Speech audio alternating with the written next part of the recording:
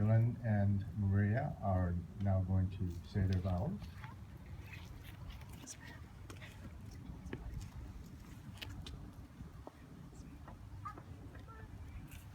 All right.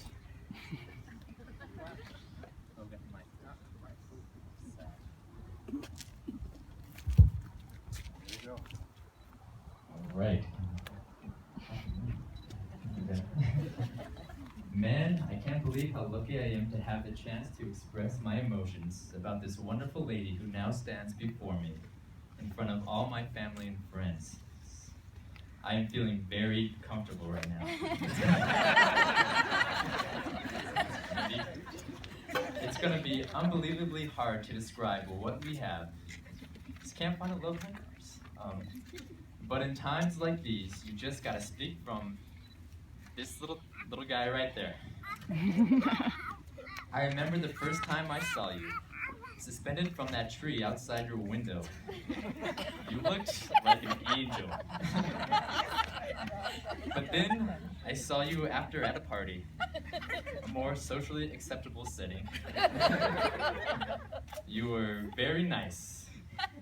Wink, but not creepy.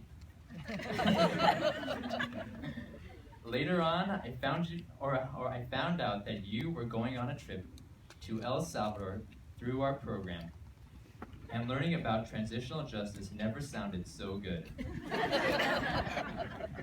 Over that week in El Salvador, I got to know you, and our love blossomed over pupusas and human rights.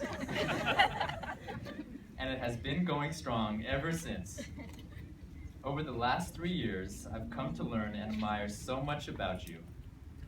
I love your commitment and your passion for others, which you've demonstrated daily with your work at the UN aiding female victims of war.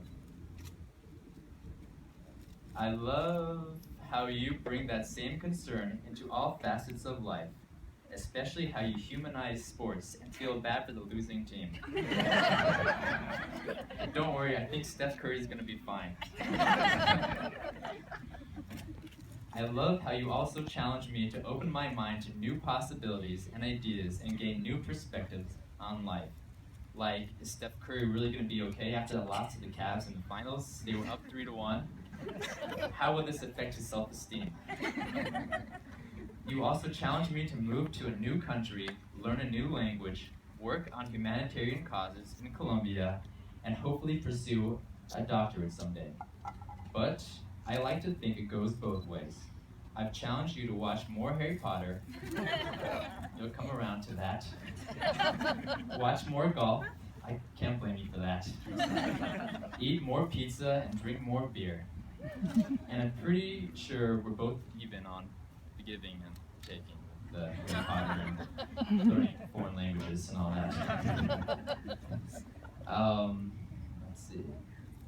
But the thing I love the most about you is your relentless, unequivocal love and support.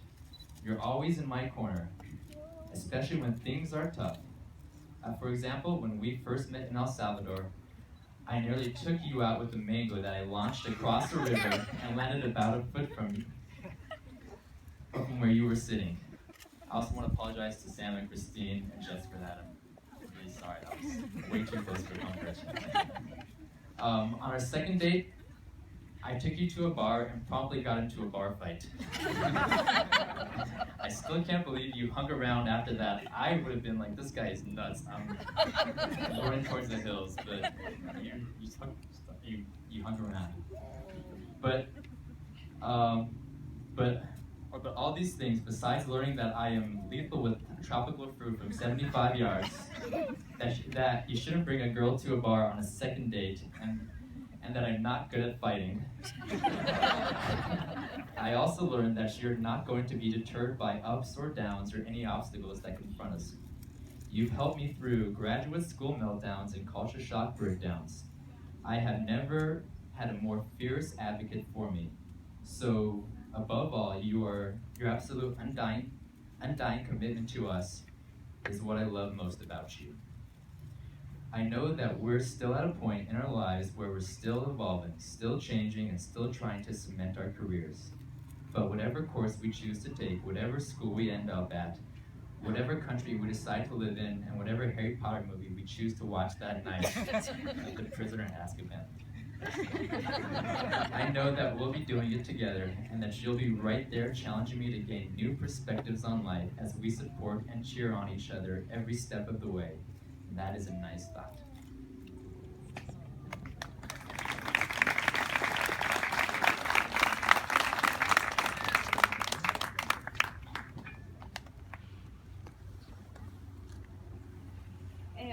So I have something written, but like after hearing what you said, I also want to comment. Like you said, you keep on saying that I am supportive, but you've always been also there for me, and I've never felt so supported and loved in my entire life.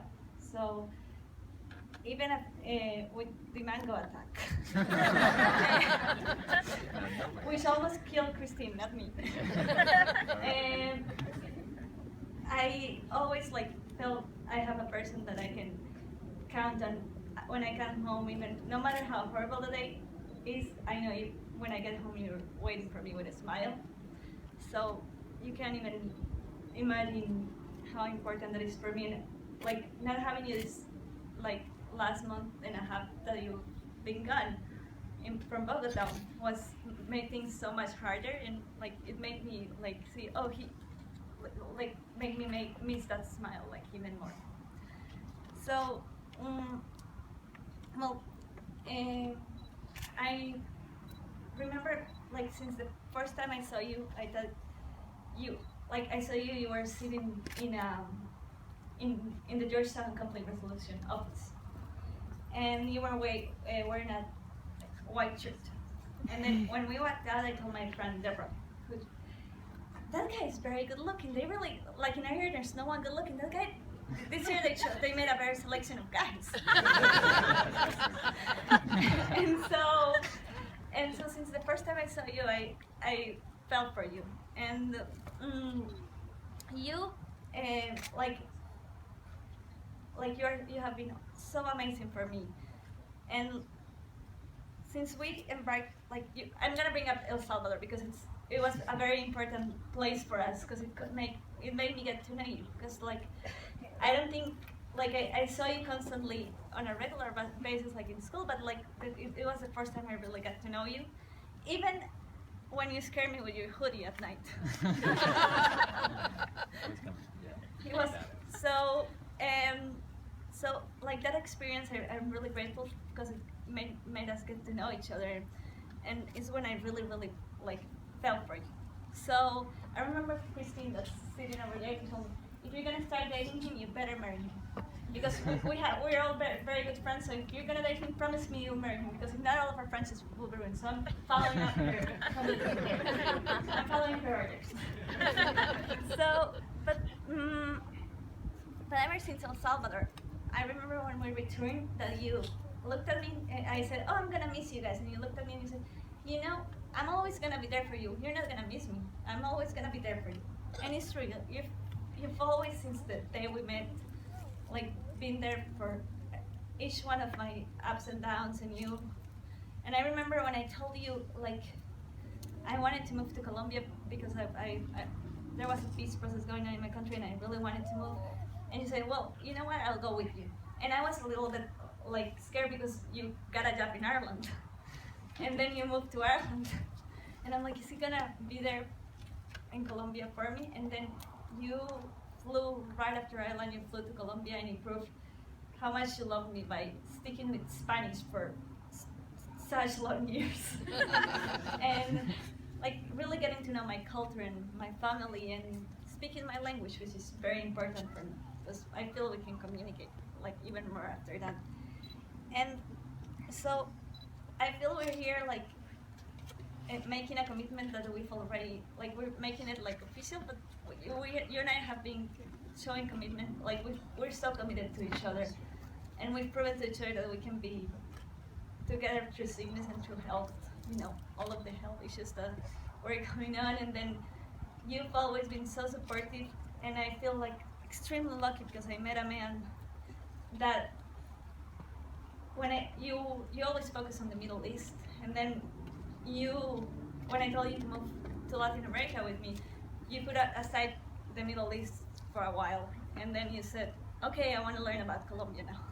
And you took classes to prepare for Colombia, and you like change your focus. And so that's very valuable. And you like, unlike many men, like you don't clip my wings, but you encourage me to fly higher. And every time I say, like, I think I can do something, you say, of course you can, and you push me to keep on flying. So I feel like this has, since I met you, has been like the best time in my life, and that I really, really love you, and we're just reaffirming a commitment that we've made to each other without words, but that's always been there. And I'm so happy to be here with you today.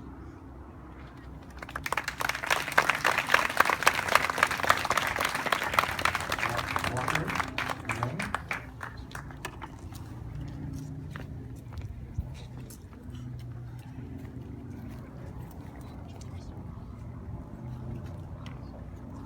So join your hands, and with your hands, your heart. Okay, first done. Keep the right hand going, and repeat these words. With this ring, With this ring, I do wed. I thee wed. All that I am, I give to thee. All that I am, I give to thee. And all that I have, I share with thee. And all that I have, I share with thee. In love and companionship for all the days of my life. In love and companionship for all the days of my life.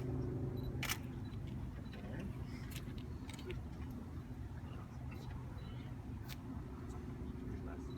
I grew last night, that's true.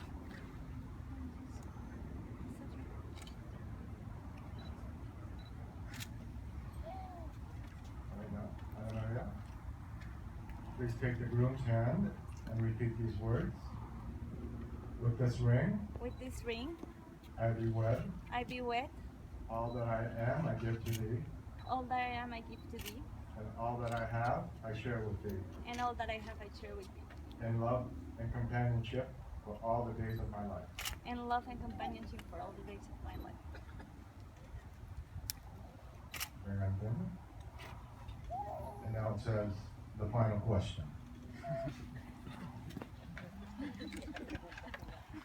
Do you, Dylan, take Anamaria to be your wife, to have and to hold for better or for worse, for richer, for poor, in sickness and in health, to love and cherish from this day forward until death do you part?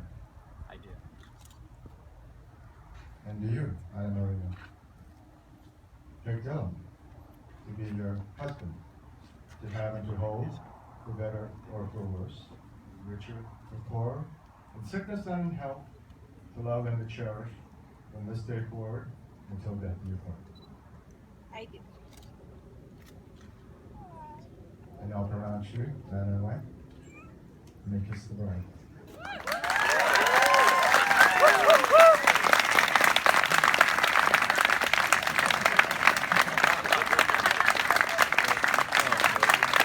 It is my honor to present to you for the first time, Dylan and Anamaria.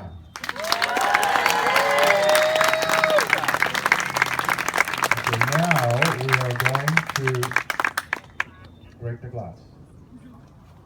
Dylan, break. All right. We can figure this out. First, before you break the glass, I want to explain a little bit.